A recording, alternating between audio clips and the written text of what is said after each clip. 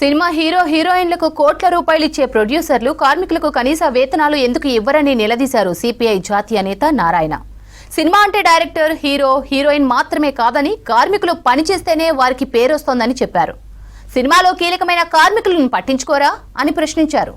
Telugu cinema industry నలుగురి చేతుల్లో ఉందన్నారు. తెలుగు ఇండస్ట్రీలో స్కిల్స్ ఉన్న కార్మికులు లేరని కొంతమంది నిర్మాతలు మాట్లాడడం సరైంది కాదన్నారు. సినిమా కార్మికుల సమస్యలపై నేరుగా ముఖ్యమంత్రి చొరవ చూపాలన్నారు నారాయణ.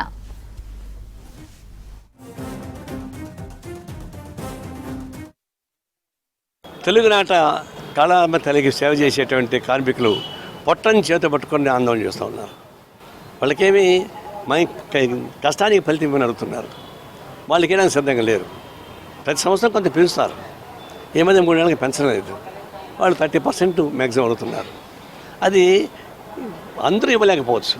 సినిమా పరిశ్రమ మధ్యతరగతి వాళ్ళు 5 కోట్లు 10 కోట్లు పెట్టి సినిమా తీసిన వాళ్ళు అంత ఇవ్వలేకపోవచ్చు. కానీ 100 కోట్లు 200 కోట్లు 500 కోట్లు పెట్టి సినిమా తీసేవాళ్ళకి ఏం ప్రాబ్లం ఏముంది? వాళ్ళందరినీ 30% ఇవ్వాల్సిందే. వాళ్ళు ఆ ప్రోరేట్ అయిపోయి మిగతా తగ్గించుకోవచ్చు.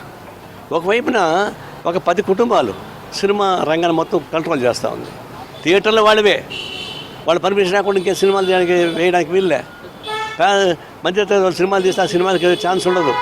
ఆ టైంలో కావాలనే ఇతర భాషలు తీసే సినిమాలు తీసుకొచ్చి చేస్తూ ఉంటారు. ఇది ఒకవైపున. రెండో వైపు పెట్టుబడి మొత్తం వాళ్ళవే. దర్శకులు, నిర్మాతలు, యాక్టర్స్ అంతా వాళ్ళే. మరి మీ అందరికీ ముఖాలు బాగలేకపోయినా మంచిగా పెయింట్ వేసి అందంగా చూపించేవాళ్ళు ఎవరు? ఆర్టిస్టులు. వాళ్ళకి చూడరా? వాళ్ళు లైట్ లేకుండా పోతే సినిమా తీస్తారా? వాళ్ళు మేకప్ చేయకుండా పోతే మీ అందాల ముఖం కనిపిస్తాయా? రజనీకాంత్ ఒరిజినల్ చూసి ఎట్లా ఉంటాడు?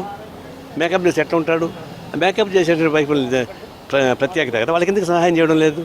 అందువల్ల సినీ కార్మికులు పనిచేసే వాళ్ళు క్షేమంగా చేయకండి. అదే మీకు స్కిల్ లేదు అంటున్నారు. స్కిల్ ఎవరికి లేదు?